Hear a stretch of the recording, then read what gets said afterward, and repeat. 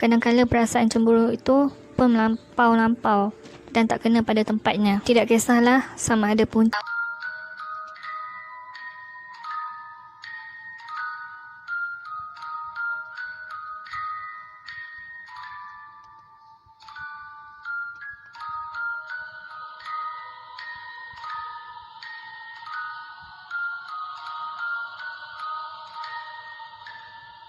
Okey, hai korang. Selamat datang ke dalam channel YouTube aku, Aisyah Humaira Osman. Okey, untuk video kali ni aku akan cerita kisah nasi kangkang. Nasi kangkang atau nasi tanggas adalah sejenis ilmu hitam yang digunakan oleh orang perempuan Melayu untuk menundukkan orang lelaki atas suaminya. Ianya adalah menyalahi syariat Islam dan orang yang melakukannya adalah haram di sisi agama Islam. Sehingga kini, amalan sebegini masih lagi digunakan oleh perempuan baik yang Melayu ataupun bangsa lain. Tujuannya adalah untuk menundukkan lelaki ataupun suami. Cara untuk membuatnya, untuk nasi kangkang begitu mudah sekali. Bahan-bahan yang digunakan adalah nasi yang baru dimasak, masih panas dan beruap. Ianya harus diletakkan di celah kangkang perempuan yang datang haid beberapa minit dengan beberapa bacaan mantra sambil dibayang rupa lelaki tersebut. Perbuatan sebegini adalah terkutuk di sisi Allah kerana menyediakan makanan dan bercampurkannya dengan bahan najis, darah haid atau wap haid, lalu dihidangkan kepada orang tertentu.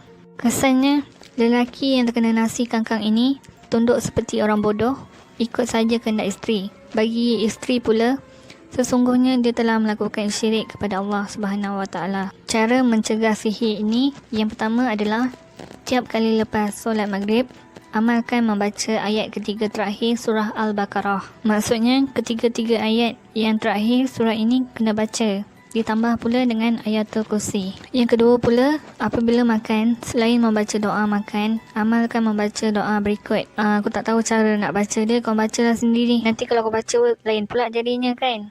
Takut salah, lebih baik kau baca sendiri. Yang ketiga pula, jangan lupa solat hajat. Mohon kepada Allah semoga sembuh dari sihir ini. Sehari sekurang-kurangnya 2 kali. Yang keempat pula, kena rajin baca surah Al-Baqarah selalu. Memang tidak dinafikan bahawa kaum wanita memang mempunyai sifat cemburu yang tinggi. Tidak kisahlah sama ada GF, tunang atau isteri.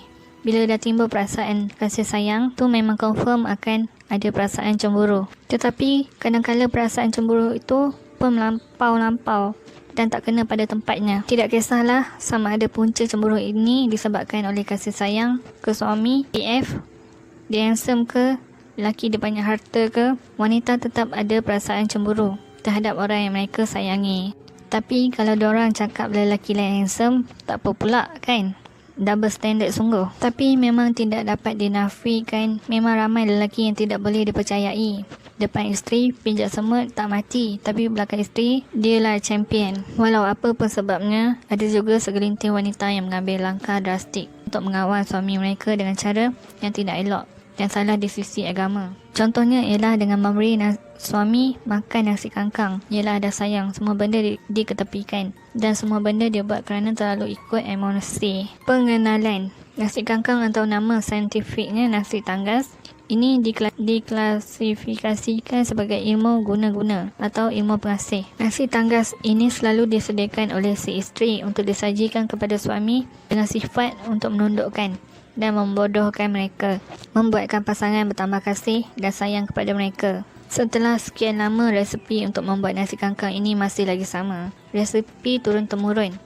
Ianya masih lagi diamalkan bukan sahaja di Malaysia, bahkan di Hong Kong juga. Beberapa tahun yang lepas, seorang pembantu rumah Indonesia bernama Indra Ningsih telah dikantorkan oleh majikannya kerana mensajikan keluarga itu dengan nasi kangkang. Ya, ilmu nasi kangkang ini tergolong di dalam kategori ilmu sihir.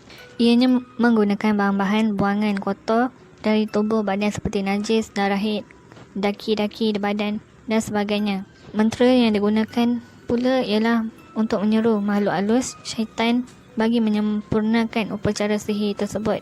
Bukan susah nak belajar ilmu nasi kangkang ni. Sesiapa yang berminat, anda cuma perlu menyediakan wang dan cari mana-mana pengamal ilmu sihir untuk mengajarkannya kepada anda. Masakan istimewa ini mudah saja disediakan. Sang wanita hanya perlu memakaikan sarung sambil mengangkang di atas periuk nasi yang masih lagi hangat sambil membaca mantra yang telah diajarkan kepadanya. Lagi berdesuk perginya kalau sang wanita ini sedang haid, lebih kotor dan lebih mudah infektif. Wap-wap air nasi kangkang yang hangat itu mengalir di celah kemaluan wanita itu, lalu jatuh ke dalam nasi. Sesudah selesai membaca mantra tersebut, nasi itu akan digaulkan sebelum disajikan kepada suami ataupun pasangan tercinta. In fact-nya, suami ataupun pasangan mereka akan lebih bodoh dan cuma mengikut kata telunjuk saja. Nak handbag dibelikan, nak makan atau holiday sana sini dibawakan. Pagi, petang, siang, malam, mangsa akan teringat pada pasangannya. Duduk sebelah tak kena, baring pun tak kena. Menonggeng terbalik, semua akan teringat pada pasangannya. Kalau boleh, asyik nak berkepit aja kerjanya.